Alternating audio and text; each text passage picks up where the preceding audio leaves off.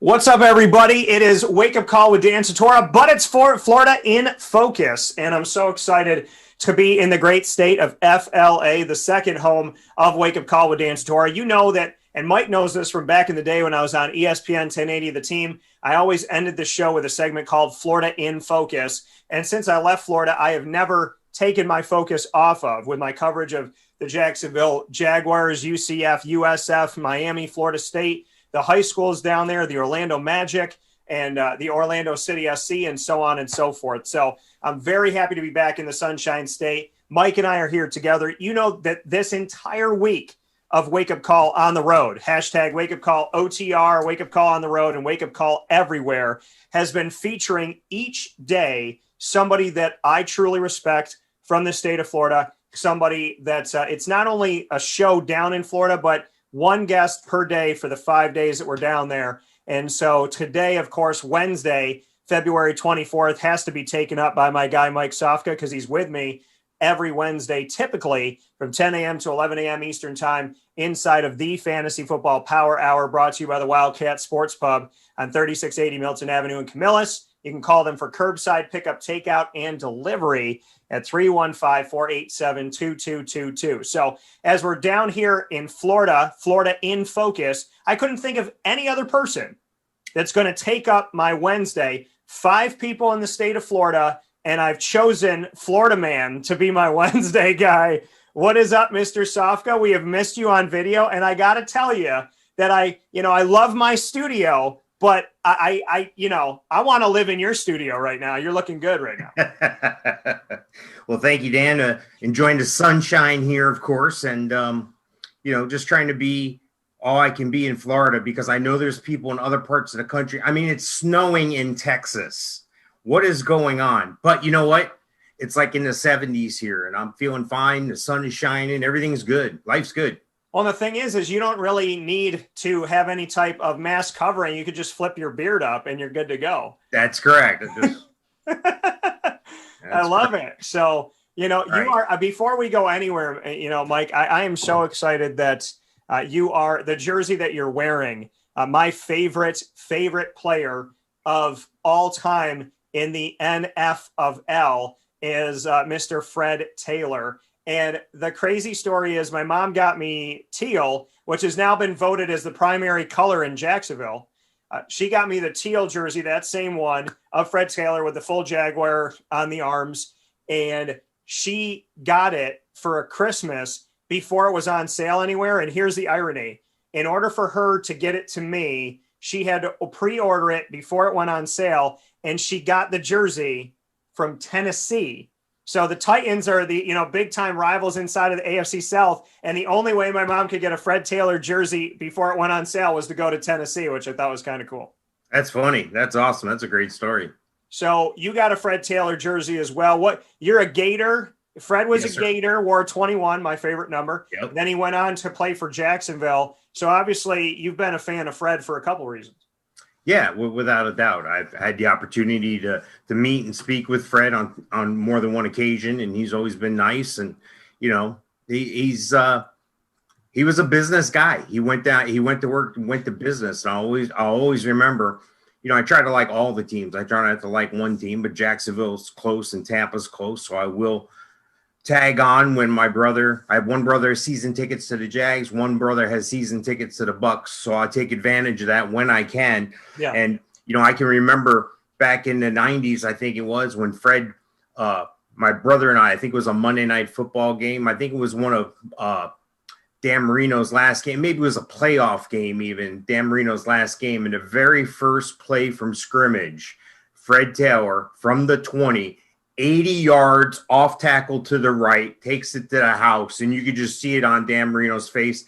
I think the Jags won by like 50 points or something silly like that. So yeah. I'll always remember that. And I just said we were excited. We were getting ready for the first play from scrimmage. They kicked off, had a touchback, and they're lining up, and I go to my brother. I go, geez, I hope Fred has a good game because I got him on my fantasy team and I need some points. And as soon as I said that, he took off for an 80-yard jaunt. And that was That's something I'll always remember. I told that story to Fred and he started laughing. He remembered that as well. Well, not that I was in the stand saying that. You know what I'm saying? Yeah. No, and I think, it's such cool. And I remember that game because I grew up and my first favorite player was Dan Marino. And so number 13, my grandfather's number, and my friend's mom worked at the Gap, and she actually had a personalized spray painted sweatshirt that she made for me that had like the Miami Dolphins helmet. And on the back, instead of Marino, it said Tortora 13.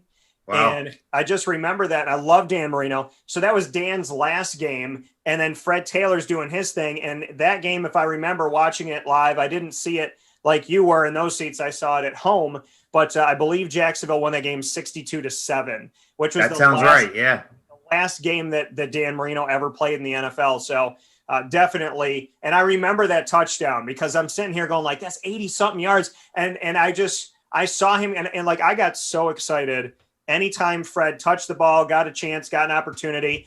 I used to get so mad where he would go like 80 yards, 70 yards down the field. And then they'd bring in his backup to rush in for the last 3 yards. I get so pissed. And as a fantasy owner, you get really mad about that because you get the yardage, but you didn't get the 6. So, I remember like the backups on the team, like, why is this dude, like, I support them all, but why is he getting it? And I think at some point you kind of saw Fred on the sideline, like, really, bro, I'm gonna go 74 yards and you're not gonna let me get the last one. So, I love that you got to meet Fred. I have not met him yet. I think you got his autograph. And what can you tell me about your time that you've gotten to actually speak with Fred Taylor? Because him and Damon Stoudemire of the Raptors are like two of my white whales that I'm still, trying to, and I definitely will someday, God willing. But those are two guys I still want to talk to. Well, don't get me wrong. It wasn't in a setting like this. I didn't have the opportunity to interview him or anything. But at the same time, I was at a VIP. It was a VIP black ticket to the Jags draft a couple years ago. And I was fortunate enough. They got this concert venue right next to the stadium. And that's where they held the draft party. And people who got tickets or were able to go had seats. Well, I was with a guy who owns season tickets on the sideline. Like they have like 15 seats like on the field. Yeah. He had 4 of them. And so we got into the VIP thing. So I'm down there mixing and mingling with people, personnel from the Jaguars organization. That's where I'm at, hanging out, eating, drinking. It was a great time. It was a wonderful experience. And before the draft, they do Jacksonville has one of their Jaguar shows or what have you, and Fred was on it with someone else and actually had that show right there. And then afterwards, he came over and started talking to a couple people. I talked to him. I got a football signed by him. And then there was another time at a game where he was at the game and my brother and I had a chance to, meet him again, just a quick acquaintance type thing. No big in-depth thing, but he was very approachable both times. He wasn't, and you call him the white whale, but I've heard in the past that he's kind of skittish, that he's not really a go out there guy. Yeah. But I can flash back all the way to like 1990 or something. I think I even have a T-shirt I discovered here the other day that we got. The Jaguars would come into the Orlando market and try to get you to buy season tickets. And they had these like little festivals. It was like a little NFL experience with games and sponsorships. And they brought in some of the players. And I was very surprised. And I was right there up front for Fred Taylor autograph signing. So, it is what it is. He was a Gator. I'm a Gator fan. I was fortunate enough to follow his career just a few further miles down the road as a pro. And I really enjoyed watching Fred. And like I said, he was approachable and a nice guy. So, we need more of that. We hear all these stories about some athletes that go the wrong direction. We need more guys like Fred Taylor. Yeah. And I do have this, I had to go on eBay to get it, but I do have the Fred signing there and Strictly Celeb. So I do have that, but it doesn't mean the same as getting to like meet him and be around him and be part of that. And in the same respect, I did get one of the Damon Stoudemire signed cards as well. Nice. But I want to meet them. I want to meet them. I want to actually get to be around them. And Mike, you know, here in the studio, I got a lot of cards here. I know we talk about stuff, but I have a lot of things that I have to get moving here. And I know that it's so hard on eBay now or anywhere in any of the stores to find anything new. So I think it's probably time for me to strike while the iron's hot and get some of this stuff out there. And so all my Tampa Bay fans that are happy y'all just won a championship, I have a lot of Fred Taylor rookie patch autos, autograph cards, and jersey cards and whatnot. So wait a second, Fred Taylor, no, not Fred Taylor. I'm sorry, Leonard Fournette is what I'm saying. Good. Yeah, I do have my Fred Taylors, but those are not for sale. Right. No, I hear you.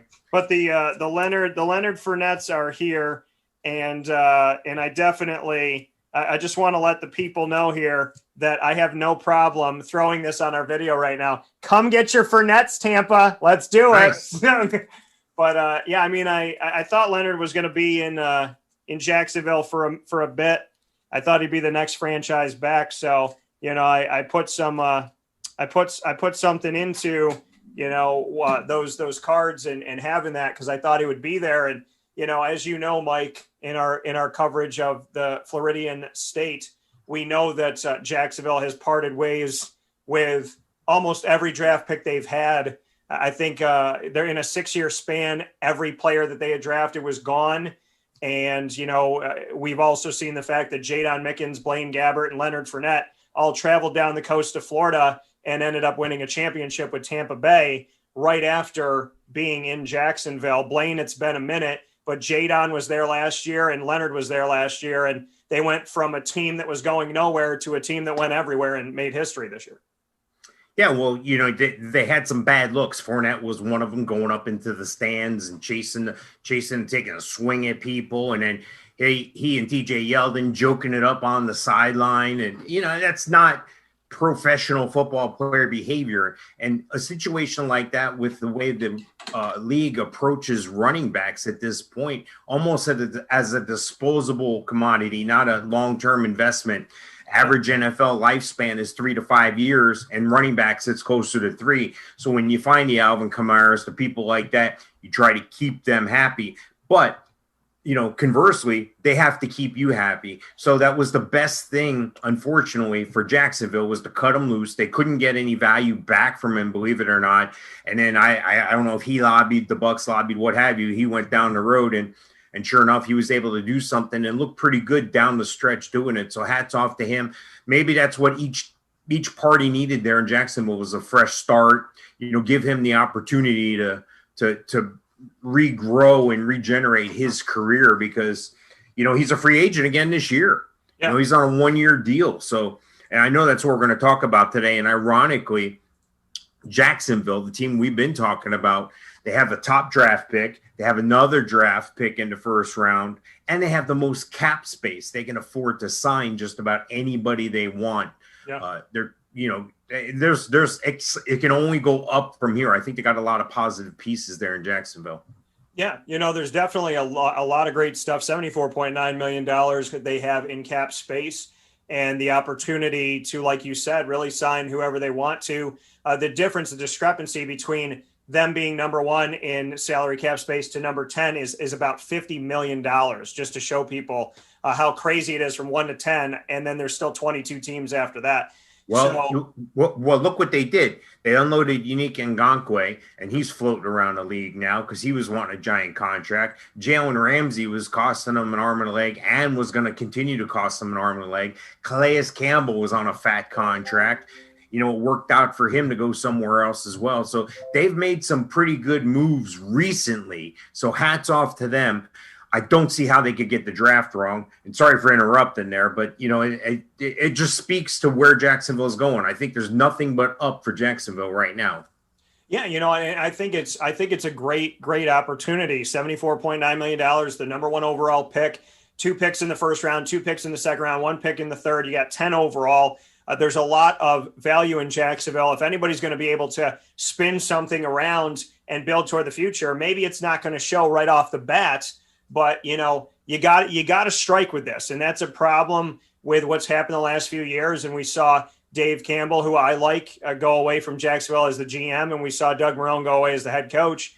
And I think what it really came down to was they were swinging and they were missing, or they were hitting on talent, but they were missing on character.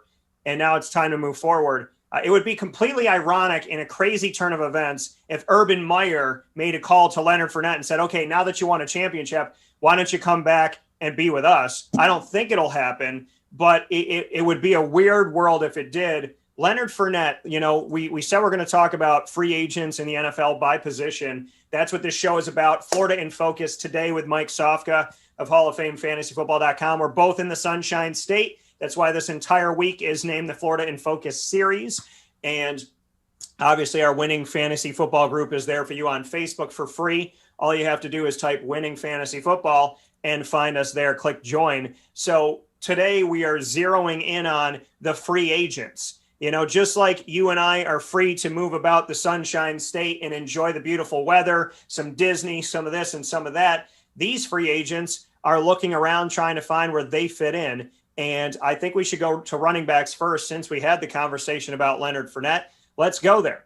Here are your free agents, Mike, that could have a dramatic effect on fantasy football in 2021, 2022, in my opinion.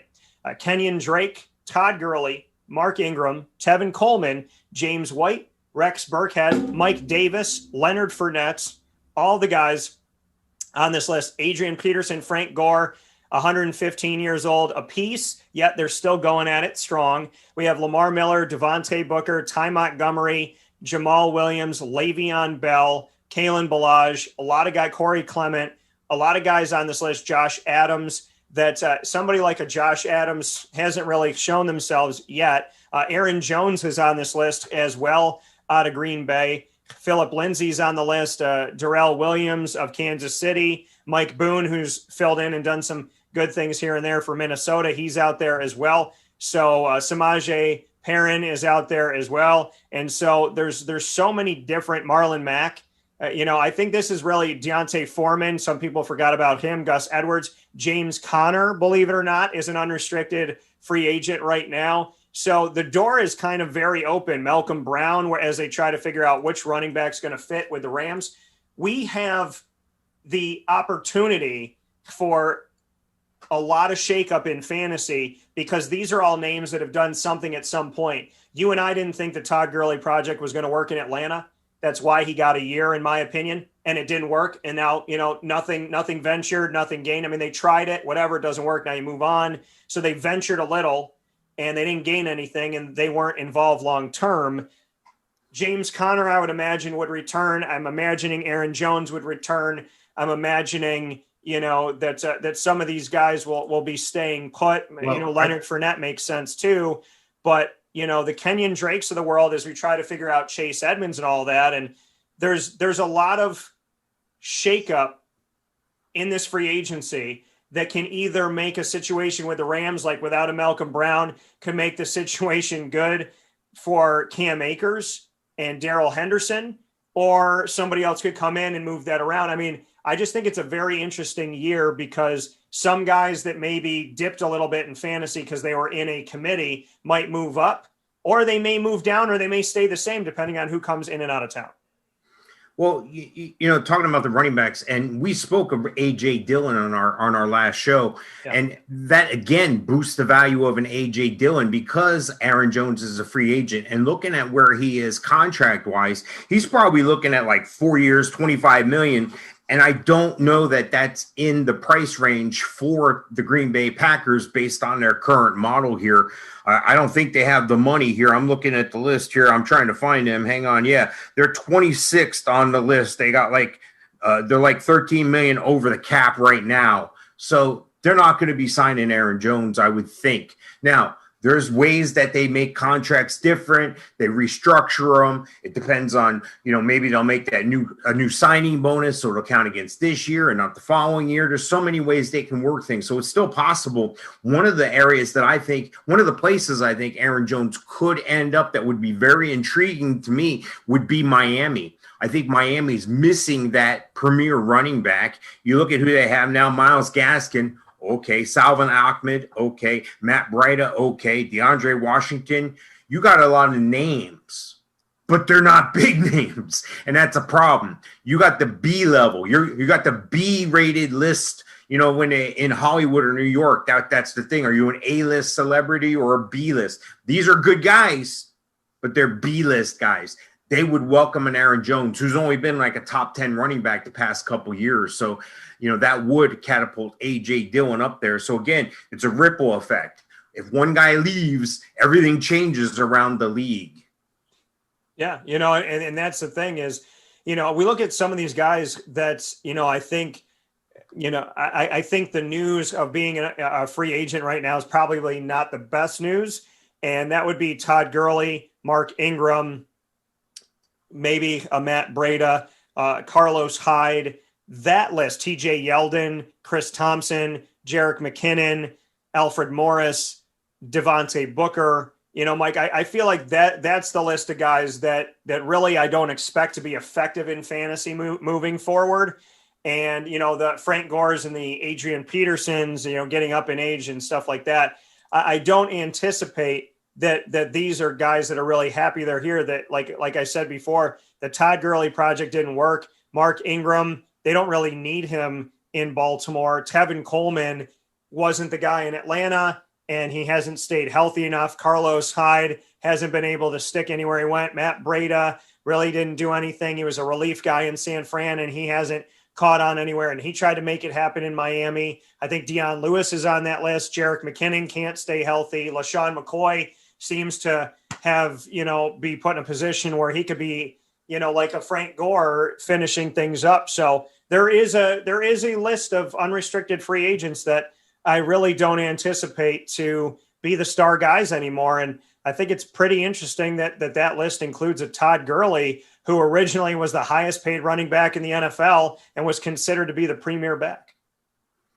Yeah, you know, and it is what it is. It's a business. And, you know, first and foremost, with the average life expectancy, like we talked about at the running back position, I take a look at a guy like Kenyon Drake, and he may have been a one-hit wonder. He went from Miami to Arizona, looked spectacular. Then he couldn't stay healthy. Then Chase Edmonds looked a lot better. And now he's in a contract situation where, you know, these teams are looking, they're like, well, I can take this rookie with a lot more upside. He'll be on a rookie contract for a couple years, so I can afford that, versus this guy who's been flirting with the B list there. Why would I pay him A-list money? I take a look at a Chris Carson. Is a guy who struggles to stay healthy. Trust me, I'm all over Chris Carson in dynasty leagues. I'd hate to see him make a change from Seattle, but they got a committee thing going on. Carlos Hyde, who's 150 years old, I'm not sure he's coming back, but they do have a DJ Dallas. They do have other options there. I take a look at a Phillip Lindsay. Well, it's pretty obvious what Denver thinks of him by bringing in Melvin Gordon. Phillip Lindsay was that James Robinson of his day, came out of nowhere from the University of Colorado, hometown guy. I'm not sure if he was drafted or a late round pick, but he stepped right up and he took command of that role as a running back. And then what does Denver do to reward him? They bring in Melvin Gordon, Leonard Fournette, we talked about, Le'Veon Bell. You know, I don't know what's left in the tank. Is he still an asset in Kansas City? A lot of times these teams will come to a low ball negotiation with some of these has-been guys. There's a lot of pluses. If they're a good character guy, like you pointed out before, they know the system. You're not making a system change. That's good. And maybe he's not going to be the star he once was, but maybe he can fit in nice. And that's what Tampa proved to be a great formula this year. Guys that fit, guys that are willing to sacrifice, guys that are willing to be team players first. That's what happened in Tampa Bay.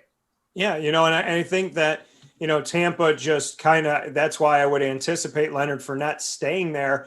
I think if I were him, I'd want to stay there. But where does his value lie? I mean, let's talk about, I mean, we know that some of these guys may not catch on.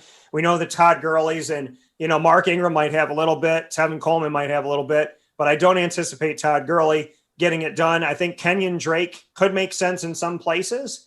You know, I think that putting him in a place like Houston, maybe that could work out with him a little bit. But, you know, I think ultimately, let's talk about the names that we think could really make a splash in free agency that will help out the fantasy football world. I think Chris Carson is on that list. I think Aaron Jones, that we've spoken about, is on that list. I think, you know, also James Conner And, I would venture to say on that list as well would be Leonard Fournette, that, these are serviceable backs that I could see starting or being, that marquee guy. What do you think about that? Because obviously, as we look through and sift through this list, you got to look at the marquee players that can make an impact. And I think that, at least for me, that's a big bulk of my list right there is those names. Well, unfortunately, what we are talking about is the running back position, and the current temperature in the room in the NFL is they're a dime a dozen. Again, like I said before, 3 to 5 years, maybe 3 years out of a serviceable back. So teams aren't willing to step up. That's the general attitude. However, you look at teams when they are able to put together a dynamic duo, and I couldn't say anything more about or less, about Fournette and Jones. They were able to manage that load down the stretch. So I'm always counterintuitive with these things. For years, I was on wide receivers, but now everybody's sexy on wide receivers. Everybody likes chicks dig the long ball is what they say in baseball. So, the wide receivers, and there's a large class of free agent wide receivers this year. And, they're trying to outweigh those things. The wide receiver, if he was your friend, he'd be the flamboyant one. He'd be the stylish one. He'd be the one sporting his shades indoors all the time. He would be the one that's way out there. And think about these guys. T.O., if you think about the characters of those players, and that's just comes with it. That's just the territory a lot of times with a marquee player, because they're trying to market their name, their brand. That's how they're going to make money past football. And it's a great marketing strategy. It's a great business strategy if those guys can stay right. But, running backs, the NFL teams just aren't willing to step up and pay top money. It's going to be rare and hard to see. This year may be an exception with Najee Harris out of Alabama, but I don't think people are going to spend a high draft pick on a running back anymore, like a Fournette, because look where the end result was. You burn like a number 5 pick, I think, or a number 7 pick, and 3 years later, he's gone. What have you done for your franchise? You could have gotten a franchise quarterback with that pick. Yeah. So, there's a lot to be said, but, I think running backs, unfortunately, aren't going to get paid what they need to get paid. And I think the thing, too, is a guy like Mike Davis, who filled in nicely for Christian McCaffrey, but now, he's a guy that could be forgotten in the fold. So I think, you really got to pay attention to this, but it is sometimes from zero to hero, and it does go the other way around with Todd Gurley. He went from the guy to let's put him in Atlanta to see to, wow, like we'd rather play our 4th string guy than put this guy out there anymore. So, Atlanta's got that opening, you know what I mean? And Carolina may need that backup to Christian McCaffrey. But, you look at certain teams out there and we look around the league at some of these teams that would need the help. You mentioned Miami. I agree with Rex Burkhead and James White not having Tom Brady there anymore. Where do they fit in? And New England spent that high draft pick on Sony Michel, which they typically don't do. We saw them get N'Keal Harry in the first round as a wide receiver. And the year before that, Sony Michel at running back. Neither one of those guys is really shaped up. The Jets need the help. Baltimore has Lamar Jackson, so they really don't necessarily need it, but there are a bunch of teams, the Houstons of the world. Jacksonville needs a serviceable backup. So we look at things like that. Denver, do you re-sign Phillip Lindsay? Do you put everything into Melvin Gordon? You probably need a 1-2 punch with him. So that's something else to look at. Vegas with Josh Jacobs seemed to be good, but then the Chargers kind of almost have an open door with that too. So looking throughout the league, there's a lot of teams that need the help. And, the Giants certainly need somebody behind Saquon. Philadelphia has had Miles Sanders, but that's kind of an up-in-the-air thing. Washington needs the help. Chicago with David Montgomery has been good, but they don't have that other side of the punch. The Tariq Cohen and that marriage that used to be there is not really there. And then, like I mentioned, Atlanta, I think, has the biggest glaring need for a running back right now. And then, Tampa's got to figure out, do we bring back Leonard Fournette? I would anticipate they do. Arizona has Chase Edmonds. Do you let him take the reins and let Kenyon Drake go for good? The Rams have 3 guys. They got some guys in free agency. What are they going to do? San Fran doesn't have a determined guy. Seattle doesn't have a determined guy. So, as much as we talk about that there are a bunch of running backs out there, the Seattles, the San Frans, the Atlantas, and so on, they really have a need right now. And there's some names that are going to be shifting around the country. And, I would anticipate somebody's going to make their mark. But I would say of all the names on that list, I would anticipate and expect my top names of Aaron Jones and James Conner to stay put. And then, from there, I would say, beyond that there'll be some movement, but I would say Leonard Fournette will probably stay put as well. So I think the guys with the best fantasy value right now, I would think they would stay. And maybe the ones to watch that could have fantasy value leaving is your Chris Carson and maybe your Kenyon Drake. Yeah, that makes sense. And, sometimes it's just a matter of personal taste. It's a matter of flavor. It matters what type of offense are you looking for? Does this guy have to excel at pass blocking, or can he just offer the median in pass blocking efficiency? Because that's a big part of it. If you can't pass block, you're not on the field. I mean, that's just the way it is. They'll bring you along if you're a rookie in that, but they're not going to settle for bringing a guy in who can't pass block. Then he has to fit your scheme. Do you need a Le'Veon Bell type guy when Le'Veon Bell was in his prime? And I say was because I don't get to see Le'Veon Bell like I did in the past before he had all these changes. So, a Todd Gurley, how much gas is left in that tank? I like the Mike Davis situation. I would do everything I could to re-sign him. I think you're right with Leonard Fournette in Tampa Bay. Tampa Bay's only got like 27 of the cap to spend, but I could see him going on another 1-year deal. Why not? You got Tom Brady there. Are you kidding? I would take a $5 million deal, even if I knew I could get 7 down the road. Because you know why? Because Tom's doing the same thing. He's using that Michael Jordan formula. He doesn't have to be the highest paid guy. You know why? He's getting paid by Gillette and everybody else off the field. How much is enough? If 100 million, 110 million, what's the difference? I'll lose the 10 million and I'll go win a Super Bowl. These guys, when they get to that point, like a Leonard Fournette, where he's had a taste of being on the street. Yeah. He's in the penthouse. He goes to the outhouse. Then, boom, he's in a nicer penthouse again. That doesn't happen very often. Guys that are recouping and rebuilding their career like that aren't going to let it happen to him again. If he has an opportunity to stay in Tampa Bay with the GOAT, he's going to do it. Yeah, I think he plays 1 year for $1 if he has to be exactly. So, if you do what you got to do to win a championship, and you got to make it about the team, not about yourself. Quarterback position, free agency. I'm going to name some names that I think are probably not going to catch on. I would say the Josh Dobbs, Josh has been in Pittsburgh, in Jacksonville, back to Pittsburgh. The Joe Webbs, the Tim Boyles. There's some names on here. Now, here's something, though. C.J. Beathard and Nick Mullins, both guys who were drafted in the same draft by San Fran that have backed up Jimmy Garoppolo, and they've needed them every single year except for the year that they went to the championship game. So those are two guys that you would imagine they're going to have to make a choice and do something with those guys. They're cheap. They're very cheap right now to put onto a team. That's something to look to. But of the names that could fit somewhere as Jameis Winston, potential backup somewhere, New Orleans is interesting because New Orleans had last year, all their guys were free agents. Drew Brees came back. Teddy Bridgewater went to Carolina, and Taysom Hill, they brought him back.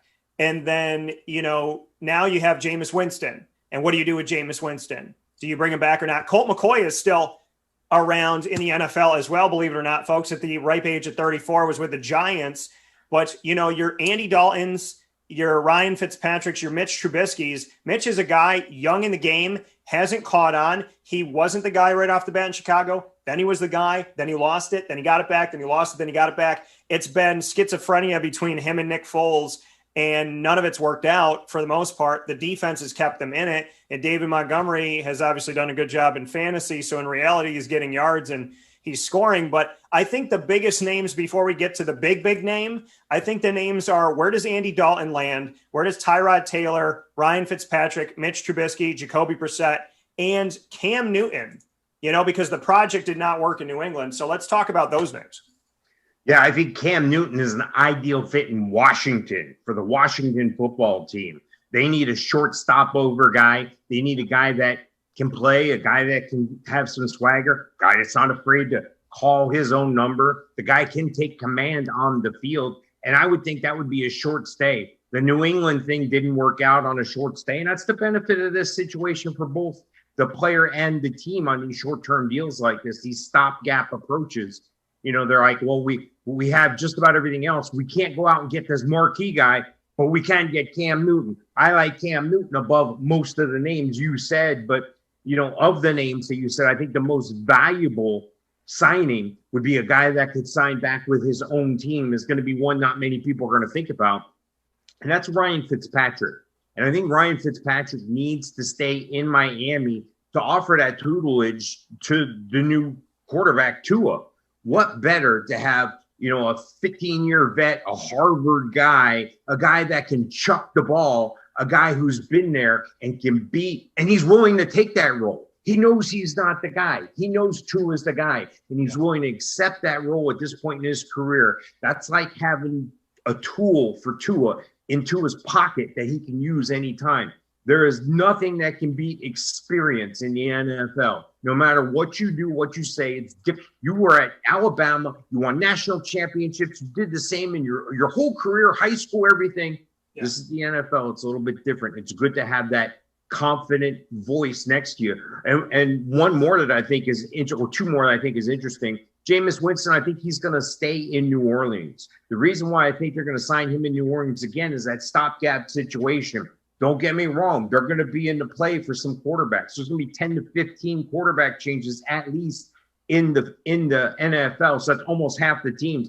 You think Jacksonville, New York Jets, Atlanta, Carolina, Denver, New England, Washington, Chicago, Indianapolis, and then, of course, Pittsburgh is going to be looking for somebody there as well. Pittsburgh is going to be in trouble because, they got Ben Roethlisberger, and they know they can't count on his backup and Mason Rudolph. So they're in a precarious situation there as well.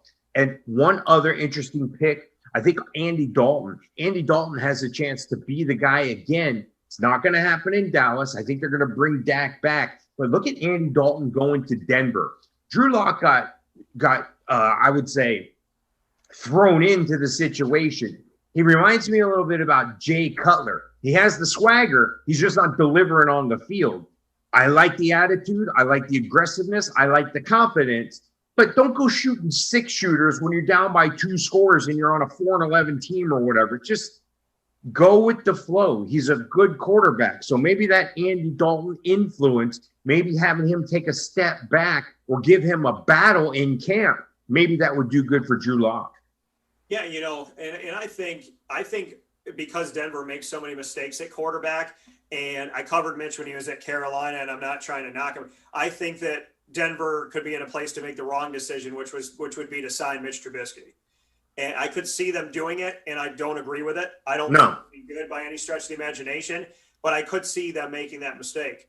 And I think the best thing for Dak, which I wanted, I was holding him to the end because he's obviously the name on this, is I think that he should see what everybody else thinks because, as Floyd Little told me a long time ago, there's a lot of pretty girls at the dance and you want to dance with them all, but you end up dancing with the one that wants to dance with you, right? There's 3 pretty girls on the wall. You walk up and you dance with the one that wants to dance with you. They're all pretty, but one of them's going to say, you know what? You're attractive, you're handsome. She's going to put her hand out. You dance with her and you never think about the other ones again. If I'm Dak, I want to see who wants to dance with me because Jerry Jones hasn't been dancing with me. He hasn't been spinning me around. He hasn't been dipping me. He hasn't been showing me the salsa. He's just been showing me the silent treatment. And to be completely honest, if I came to the dance with Jerry, I may not be leaving with Jerry.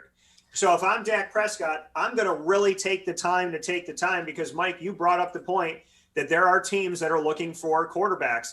There are teams around the country. I don't think he would want to go with the Jets, but if I'm Dak, I can go learn from Bill Belichick in New England. That's something there. You're not necessarily going to get paid as high, but that's somewhere to look. I think Atlanta is a place to look, and the talent that you have there and that you get to play inside there as well. I think that, if you're Dak, you can, the Chicagos of the world can call you.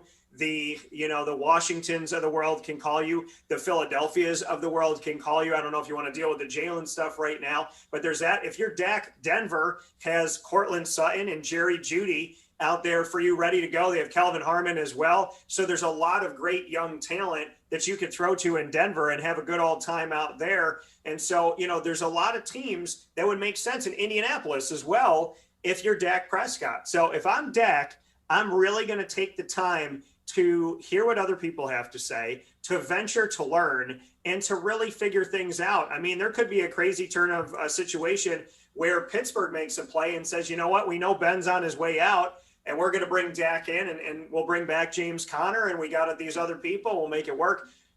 So if I'm Dak Prescott, I'm really going to look at the talent around the country, and I'm really going to think about, do I want to be in Dallas? Like, do they want to dance with me? You know, or do they want to dance with me, or am I dancing with somebody else? Because right now there's a lot of teams, as we've mentioned, that need a quarterback, and Dak is the best one out there. He is worth giving the top dollar to of everybody out there by far. And so I would love to see him actually milk it, take the time, and let his agent have some fun with this, because Jerry Jones has enough money to live 10 lifetimes, and he's been waiting way too long on a situation that should have been wrapped up a long, long time ago.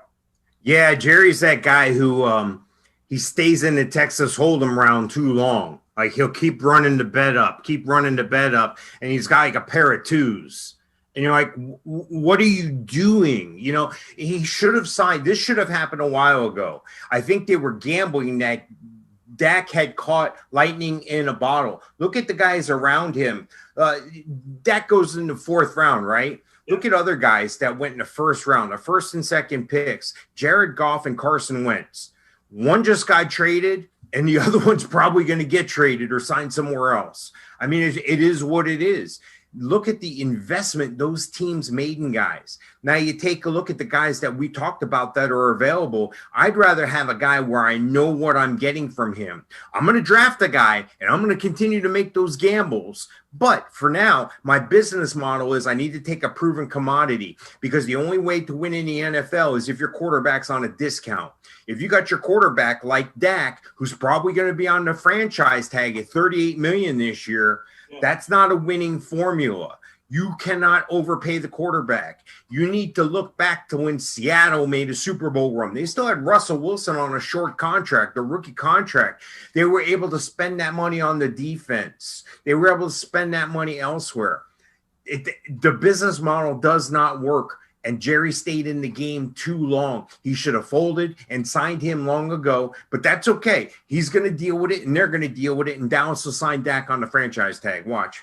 Yeah, you know, and I think it's ridiculous, and I think, you know, if I'm Dak and that happens to me again, I want out completely. I think if Jacksonville didn't have the number one pick, they should make a play. You know, with Urban Meyer and having this opportunity, why the heck not? Dak is young in the NFL. And, you know, he's got the opportunity to have plenty of upside. He's just gotten started. I love his story. I didn't think he should be the second highest paid behind Pat Mahomes, and I stick by that until I see another year or two. But I do think that he's the best free agent option out there at quarterback. And the other two guys that I really think could land somewhere and mean something are a guy that I covered in college at NC State, Jacoby Brissett, and then Tyrod Taylor as well, whose season was ended in a very abrupt and strange way. So I still think Tyrod has something in this, and I think Jacoby does too. No, that makes sense. Unfortunately, you know, they're not the flavor of the week. You know, Tyrod's been gone all year. It's, what have you done for me lately? I know you were hurt, but I didn't get any return. You still got paid, but I didn't get anything back. So we're going to reevaluate this situation here, because now we got this flash in a pan here with Justin Herbert, and I think he's going to continue. So the Tyrod Taylor is a you know, sticky situation there. And I get Jacoby Brissett. I think he's a fine human being. I think he's a great athlete. I think he makes himself a great NFL player with his character and so forth. But at the same time, you know, he's A-, B-list guy, you know, and again, they're looking for teams are looking for backup potential guys when you're talking about Tyrod Taylor, when you're talking about Jacoby Brissett. Nobody is saying we're going to give this guy the keys to the brand new Cadillac and we're going on vacation and trust him. Nobody's doing that. They'll bring these guys in. They have value, because you never know what can happen in the NFL. You never know when a draft pick isn't going to hit. You never know. I mean, you got over a third of the teams, maybe half a team making a quarterback change. That's huge. Yeah, you know, and I think Jacoby's one of those guys that can step in and be a starter that can help you get to a 7-9 season. Like, I do believe that. So I know it's not perfect, but I still think that it's value driven. And, you know, if you're in a league where you have a team quarterback, like we play in the wake up call leagues that we have, you know, you look to where, okay, who's the backup in case this guy goes down? You know, is there anybody behind him? Do I have any, you know, because if you have a Jacoby Brissett behind you, or you have a Tyrod Taylor, you know, or you have an Andy Dalton, you have an opportunity to make a play and make a push, even when things don't go well. Or if you play a week 17 and that's your championship week and it's not week 16, and your starter sitting, if I got Jacoby Brissett, I'm going to feel better about that than I'm going to feel in a lot of other situations. So you got to always be thinking 2 steps ahead, unless, as Mike said, you'll be 1 step behind. So to go to tight ends, we'll go to wide receivers last here. The tight end list is long. We have Rob Gronkowski, who, as long as he's in the NFL, he'll be with Tom Brady. I think that's clear to say. But we have Rob Gronkowski. We have Hunter Henry. We have Jared Cook, the Tyler Kroft and Tyler Eifert, that both played together in Cincinnati. Tyler Kroft was injured in Buffalo. Didn't really see a lot. Dawson Knox had to go out there. Tyler Eifert didn't work in Jacksonville. I can't imagine that they would keep him there. James O'Shaughnessy's been in Jacksonville for a while. I like him. Nice Irish guy. I don't think Urban Meyer is necessarily going to keep him there. Mercedes Lewis, I can tell you this. I can tell you I don't know why, but I was in the Jacksonville airport a couple weeks ago, and I was leaving Jacksonville, and Mercedes was coming in. That's all I'm saying. So Mercedes Lewis, he's on the list coming out of Green Bay. Maybe he makes a play to come back and be under Urban Meyer. Gerald Everett, who's been with Tyler Higbee and hasn't worked with the Rams, he's a free agent. Jordan Reed, at 112 years old, he is a free agent from San Francisco. Richard Rodgers, who played for Green Bay and for Philadelphia, he's now a free agent. We have Jonnu Smith, who at 25 years old is a free agent, and he was supposed to take the reins from Delaney Walker, but he hasn't shown up to really be the guy like Delaney was for a time in Tennessee. So he's out there, could be on the chopping block. And then we have Jeremy Sprinkle of Washington, Robert Tonyan of Green Bay, who wasn't great but had his moments. So there is a long list of guys out there. And outside of Rob Gronkowski, I'm going to be honest with you, the Cooks and the Henrys and the Eiferts and the Crofts and so on and so forth, I think any one of these guys could end up literally anywhere except for Gronk. Yeah, it's an intriguing thing, and like we talked about the ripple effect, I'll hit the elephant in the room right first calf out of the chute here. Hunter Henry, I think he's going to stay. I think they're going to work something out. I think he's going to stay in Los Angeles with the Chargers. Look behind him. If he leaves, go get Donald Parham. Trust me. We talked about him in the Alliance League, and he did have a couple nice plays when he was able to get on the field. Now, why would Hunter Henry come back if Donald Parham is still there? Because that's that magic punch. You can go back to New England days, and I know people are going to cringe when I say it, but Aaron Hernandez, Rob Gronkowski, back and forth. A Philadelphia thing with Ertz and God, why am I skipping his name? No, Dallas Goedert. Yeah. That 1-2 punch. And then if one guy goes down, you still have a premium target at tight end. So I would be surprised if Hunter Henry went anywhere else. Jonnu Smith, I could see him going to Arizona. Quick, name me the Arizona tight end. You can't. Yeah. Dan Arnold, Daryl Dawkins, Daniels, Max Williams. Who are these guys? I wouldn't know them if I bumped into them in the airport. I wouldn't know who these guys were other than the fact that they're enormous dudes. And I think you know what? I think that a Jonnu Smith ends up in Arizona. I just see that. They need a guy, a fresh start. Kyler Murray, he could be the safety valve. I think that works out great for him. Gerald Everett, I can see him taking his blocking skills to Carolina. Carolina has Ian Thomas. Ian Thomas is hit or miss. I don't think Ian Thomas blocks as well as Gerald Everett does. And Gerald Everett can still catch passes. Gronk is going to stay with Brady. That's a given. He's going to sign a short deal to stay there. Jared Cook, maybe he's back, 150 years old. I still like, and I like the fact that he hit the field late in the year. Mo Alley Cox, the guy really wasn't a football player, and he's showed up at the end of the year. So only in the deepest leagues, only in the dynasty format or keeper format. You're not going to draft this guy in a redraft league unless something changes in Indianapolis. Trey Burton, Is he gonna continue to play? Is he gonna continue to show up? But he seems to be like a scheme guy that needs to fit in the right scheme. Yeah. So there's a lot of unanswered questions, and like we talked about, there could be some ripple effects in the tight ends. Yeah, I think another thing too, two guys that aren't on the free agency list, but just could be moving because of Gronk.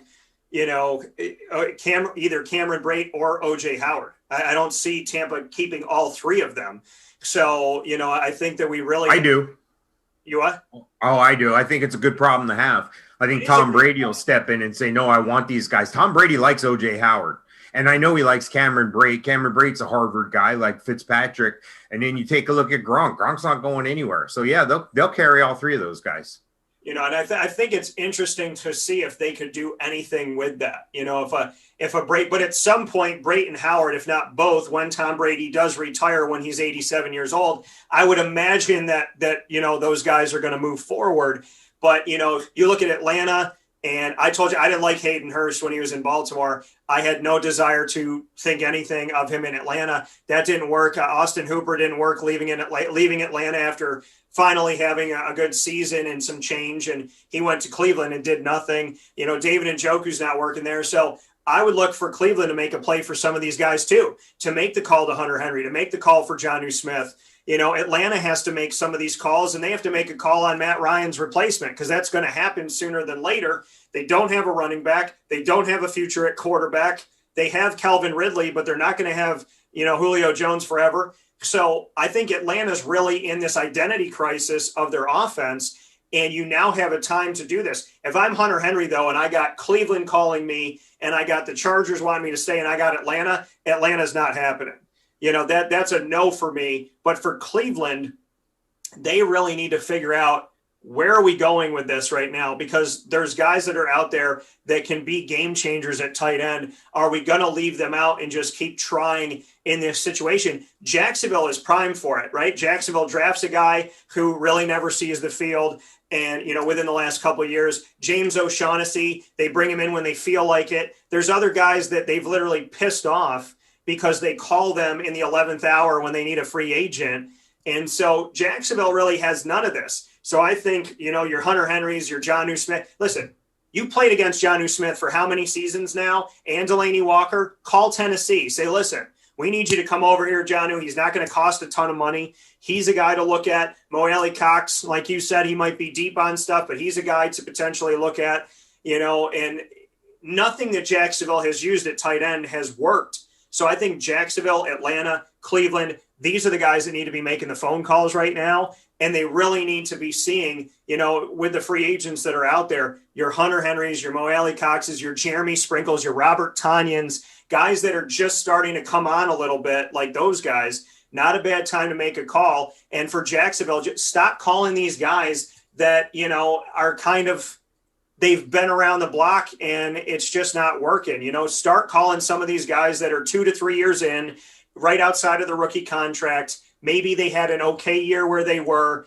like a Tanyan, but he's now free to move about the country, and give him a phone call and give him an opportunity, because you can't be in a position where you whiff again. And Jacksonville has not had dare I say this? Because I'm going to give Mercedes some credit, but take Mercedes out, take Kyle Brady out. Jacksonville hasn't had a tight end in between, and they haven't had a tight end after. So the reality of where they are right now is you're probably not going to draft one, I would expect, but you need to go out here and see what you can do to bring somebody in, because as you and I have talked about, there's those tight ends at the top, right? The George Kittles, I think Dallas Goedert's going to eventually rise up there, the Travis Kelce's, the Rob Gronkowski's. We know they're all up there, the Mark Andrews. And then after that, there's a giant dip. Well, some of those guys that fill those gaps, they're available right now. So the time to make the call is right now, and to not wait for the draft. Get somebody who's had some experience but is younger as well. Looking at the wide receivers, as Mike and I are here, Florida in focus with you. We're both in the Sunshine State. Winning Fantasy Football is how you get us both all the time, 24/7. Go to Facebook, type in Winning Fantasy Football, and click join. It is that simple. and you have us every Wednesday in the Fantasy Football Power Hour on Wake Up Call with Dan Tortora, presented by the Wildcat Sports Pub, the home of all of our fantasy leagues in Central and Upstate New York, located on 3680 Milton Avenue in Camillus, and curbside pickup, takeout, and delivery. You can get to them by calling 315-487-2222 for the Wildcat. Mike is my signature guest for this Florida in Focus on Wednesday, February 24th. And I'm always honored and privileged to have one of my good friends and my favorite person in fantasy football to be hanging out with here. So our final piece, Mike, I saved it till last because it's the juiciest part of the meat, so to speak. And that is the wide receiver group. I'm just going to name AJ Green, Allen Robinson, T.Y. Hilton. These are number one guys, right? These are guys that have been number one on a team. AJ Green, Allen Robinson, T.Y. Hilton, Larry Fitzgerald, Sammy Watkins,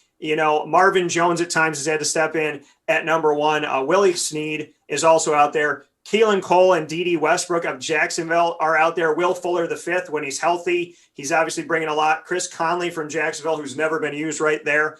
He's available. Zay Jones available again. Antonio Brown, who went from craziness to more craziness to, oh my gosh, is this guy okay, to it's not funny anymore, to maybe somebody should call somebody and get him to sit down with someone, to now he's a NFL champion. He's out there. Curtis Samuel, who was never consistent in Carolina. Des Bryant, who was just with Baltimore. Mohamed Sanu, Tavon Austin, Juju Smith-Schuster, Nelson Aguilar, Philip Dorsett.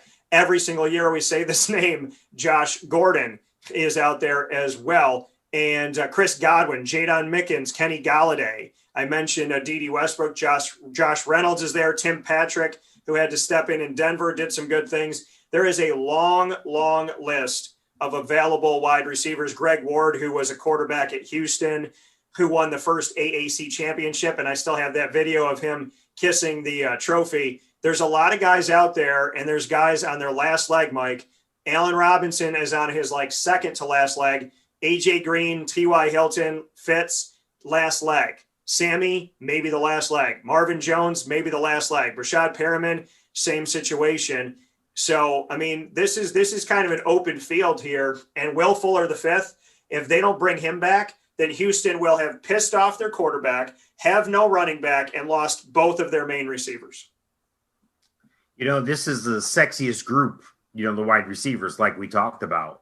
But at the same time, I can see it being unsexy in activity. What I mean is I think a lot of guys are going to stay put because the grass isn't always greener. And because there are so many guys out there, again, this is going to result in at least half the teams shuffling some wide receivers some way or another. And don't forget, we haven't even talked about the rookies that are coming in, and there are a handful of excellent rookie wide receivers in this draft class. And just like the running backs, they like them young. They like them fast. They like them with good hands, big hands. I mean, the way the NFL has these metrics down, but every once in a while, a guy sneaks through like a Tyreek Hill that runs a 4.29, doesn't hold all the measurables, but he's fast. And that's what you're seeing in the NFL. These guys, as they get a little older, some of them lose a little speed.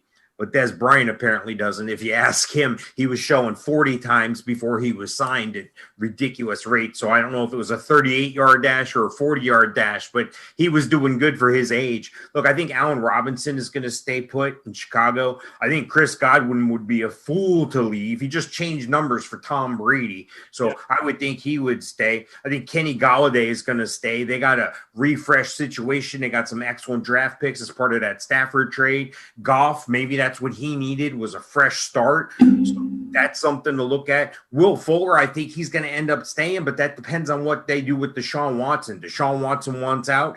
They don't want to trade him. There's a lot of guff between Watson and the league office. So that will be interesting to see. And then, of course, I think Corey Davis, that's a name, nobody knew who Corey Davis was. He was the number one receiver for several years on the Titans, and nobody could tell you who he was, and he was the number one receiver on a team in the NFL. There was something wrong with that. Well, you know what happened? This last year, he was in a contract year as a free agent. He put up the best numbers of his career. Isn't that amazing how that works sometimes? Yeah. So there's talk that he's going to go with the Ravens. I don't see that, but there is talk. I think if that happens, you say bye-bye to Des Bryant because they're looking at two fast guys, one 6 years, 8 years younger. They're going to go with the younger guy.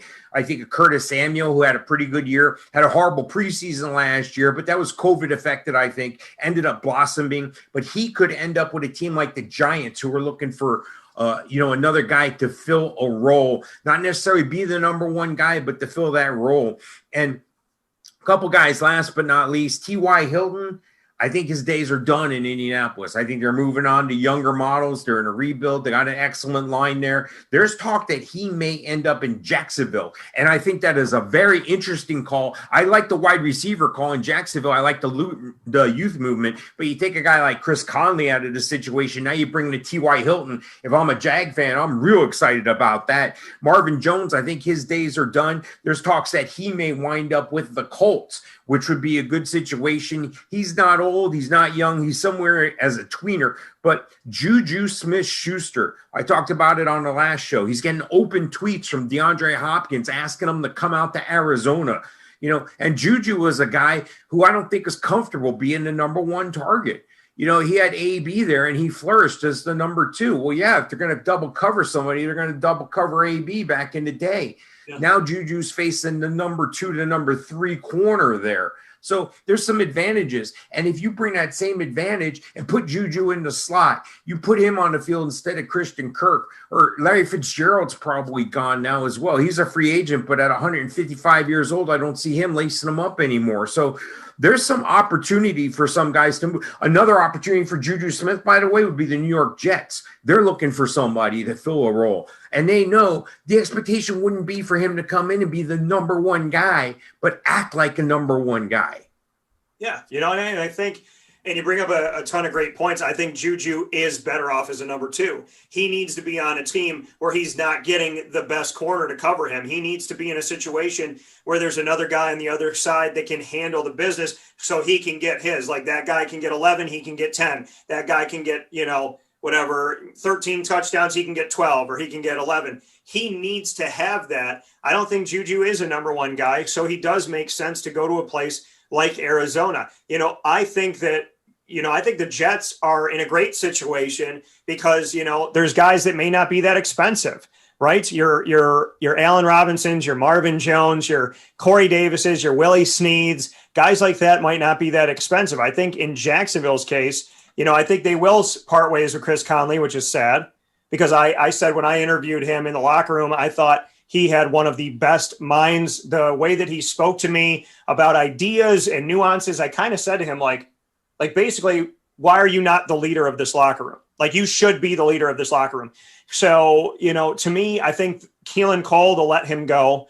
I think Laviska Shenault being there and DJ Chark being there, I would see them probably potentially bring back a D.D. Westbrook. But think about that. If you have Trevor Lawrence and you have D.D. Chark, Laviska, T.Y. Hilton, James Robinson, and that's your offense under Urban Meyer, like, hello. So, it almost feels like a college one because you're going to have a bunch of these young receivers in it. So, I think Jacksonville kind of has to let go of a couple. And I think holding on to D.D. is probably their best bet. Making a play for T.Y. Hilton would be good because that doesn't happen every day. I think making a play if you don't get T.Y. to go for Will Fuller the 5th. The only problem with teams that are going after Will Fuller is that he is a guy that gets injured and he's not your dominant one. So Calvin Ridley, would Will Fuller make sense in Atlanta? Yeah, he could be there, but then you got 2 2s and no 1. So, I think really in Atlanta as they try to move forward without Julio Jones, where do you go? I don't think you go to Allen Robinson. I don't think you go to AJ Green. I think you go to Fitz. I think if you're Atlanta, you have to draft somebody. But Antonio Brown and the Jadon Mickens of the world, it makes perfect sense for them to ask to come back. I can't imagine Chris Godwin going anywhere else than staying in Tampa Bay. That would be crazy. Alan Lazard, if you want to piss off Aaron Rodgers, go ahead and let him go, and he'll go friggin' ballistic on you. But, so I would imagine he's going to stay there too. But Juju really needs to humble himself and say, you know what? I'm a number 2. So I need to go somewhere where I can play that. And I don't think it's going to be in Green Bay. So Arizona does make some sense to that. And there could be something there for you. Think about this too. I know the rich get richer, but Kansas City, depending on how much money he wants, Kansas City, you got Tyreek Hill, Mr. Speed Demon. You put him over there. You let Sammy go to a place like Indy, and now you got another opening. So I think there are places for him to go. I think it's ironic and funny that him and Antonio Brown are both free agents at the same time. But Antonio doesn't have a lot more that's going to be happening, I don't think. And I mean, he's going to be a third guy, and Juju's still number 2. So where they go, I don't imagine to be the same place. But, it's going to be interesting to see some of these guys, if they take a pay cut and they try to find their way onto a team, like sneak onto a team like Tampa. Remember, New Orleans had a ton of issues with Michael Thomas being out and really not having anybody that was staying healthy and that could back him up. So they need to make some plays out there for the Smith-Schusters, the Sanus, the Des Bryants, who they originally had talked to allegedly, the Chris Conleys, the Will Fuller, the Fitz. He could make sense there. The John Rosses, who are supposed to be fast but never caught on in Cincinnati. The Allen Robinsons, the T.Y. Hiltons, like the Marvin Jones. If Drew Brees is going to keep being your quarterback for another year or two or whatever's going to happen from here, whoever your guy's going to be, if you're New Orleans, you were extremely depleted at a time where we didn't even know if you were going to have a wide receiver. So Atlanta, New Orleans, Jacksonville is going to let go of a couple, but it's like there's a lot of teams on the clock right now that really need some help. Baltimore is going to work with their youth. They're going to do that. I think Buffalo needs one more guy. I wouldn't be surprised if they made a play for T.Y. Hilton. I wouldn't be surprised if they made a play for Juju because they have Stephon. So, I think there's a lot of places these guys could end up, and I think there's going to be an immediate impact. And when I just said Juju to Buffalo, I got this really excited feeling, which is either me thinking it's really going to happen or it's the Bills Mafia tapping into my veins and pumping that in going, Dan, you just came up with a great idea. Let's make that happen. So, I do think there's going to be some movement and it's going to be fun. And the wide receiver group is really going to have a dramatic effect on what the 1, 2, 3, 4 deep is going to look like in the NFL, Mike, because I think teams are going to look, dare I say it, maybe drastically different. If not, I think a lot of teams in the NFL are going to be moving around their cups, and we're not going to know where the ball's going inside of what cup, so to speak. Yeah, well, that's the name of the game. You got this cap, you got to stay under. That's involved, and then you got to put a certain value on players. And it's almost sickening, but you got to address it much like you would a retail store, like a grocery store or something. That this product keeps selling, and then it gets a while, that product slows down a bit. The numbers aren't as good, so you're trying to hit that little magic area in between. Either you drafted real well as a rookie, and if not, you can go back and get those guys, similar to what we were talking about in fantasy. In fantasy, we were talking about the implications of the shortened training camp last year in respect to the rookie class coming in and being on a slower learning curve. Well, it's the same thing. You want to get guys who are going to be high value but low price. It's a new product. It's on special. It's affordable. Then after a while, they're like, hey, you keep buying this product. We're going to inch up that price. We're going to inch up that price. And then all of a sudden, there's another product comes out next to it. Looks a little better.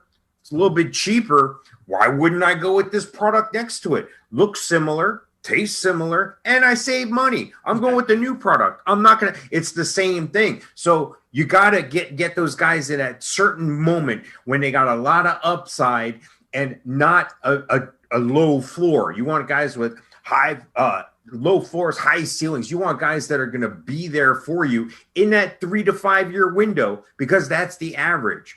Anybody can come up here and talk to you about Aaron Rodgers. Anybody can come up here and talk to you about Tom Brady. Talk to me about how you're managing the other 52 guys on that roster, because I'm real concerned about that median. I'm real concerned about that middle. That's what Tampa had this year. They had that middle. They had those guys they could cash in on now in that 3 to 5 category. And they've peppered in some nice, the GOAT. And a GOAT at tight end. Oh, and by the way, we're going to get these guys who were first-round picks at running backs and didn't work out, but we're going to mix and mingle those guys. You need to find that magic area there where you can strike while the iron's hot. That's the key to the NFL. You need to follow your business model and know, I'm going to spend this much on wide receivers. I'm going to spend this much on tight ends. Oh, I got a little left over in tight end. Maybe I can use that in running back. You got to approach it like a business. Yeah, you got to look at it that way because that's how they're looking at it. They're trying to figure it out and keep it under a certain cap number. That's the same thing you have to do in the leagues where you have to do it by monetary value. Or if you don't do it that way, you still have to be smart about how you're going to put your team together and what the unit is going to ultimately look like. And you really have to think about these wide receivers are going to be shifting. And Mike and I could come on here to talk about, I don't even know, 37 different experiences that we have at wide receiver now. I mean, all these different changes and moves. So, you got to watch a lot of the teams that are trying to figure things out. Arizona's looking to add one more piece. Pittsburgh's trying to figure out what their pieces are going to be. Listen, if Juju's gone, you lose your 1 in Antonio, your 2 in Juju. Nobody stepped up as a 3, and you'll have nobody as a 1. And if you keep Juju, he's still not a 1. So Pittsburgh's in another place as well. Well, actually, let me go ahead. Just jump in there. Yeah. Deontay Johnson had a fantastic year. He had a case of the dropsies, but he was pretty good with the targets he received. You got Chase Claypool, who was number 1 on my adjusted explosive index, the AEI.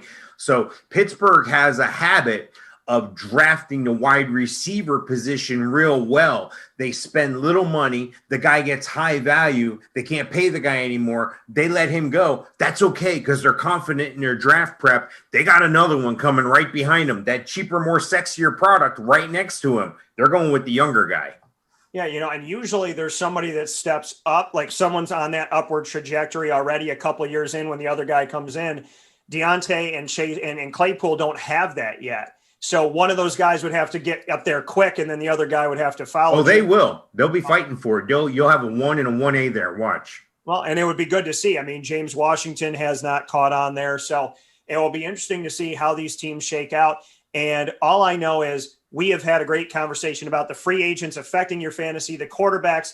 We started with the running backs, went to the quarterbacks, to the tight ends and the wide receivers. And now Mike and I have a date with some Miami Vices, some pina colada, strawberry daiquiri mixes by the pool. So we're going to be we're in the Sunshine State, Florida in focus. Mike has been my premier guest for our Wednesday, February 24th of our entire week in the Sunshine State.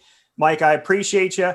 I thank you so much. You can find my guy on HallOfFameFantasyFootball.com. You can also find us both on Winning Fantasy Football, the Facebook group. Just go right to Facebook, search bar Winning Fantasy Football. Join us there. And, of course, you got WakeUpCallDT.com. I want to thank all of the amazing companies that help to make all of these shows possible, including our entire Florida in Focus series from the second home of Wake Up Call. So a big thanks to Cafe Kubal, Carvel DeWitt, Avicoli's, Canine Camp Dog Daycare, the Wildcat Sports Pub, Chick-fil-A Cicero, Canine Campground Dog Boarding, the Millhouse Market, Pizza Man, Honda City of Liverpool, and Ma and Pa's Kettle Corn and Popcorn Factory. Whether you're in Florida, whether you're in Central New York, wherever you may be in the 50 states, you can go to maandpaspopcorn.com, use the promo code DT20 and get 20% off on me right there on the site. So make sure that you do that. Mike, as always, I'm so happy that you look warm and comfortable, but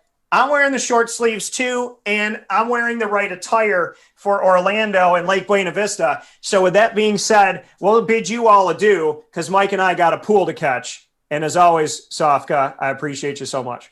Thank you, Dan.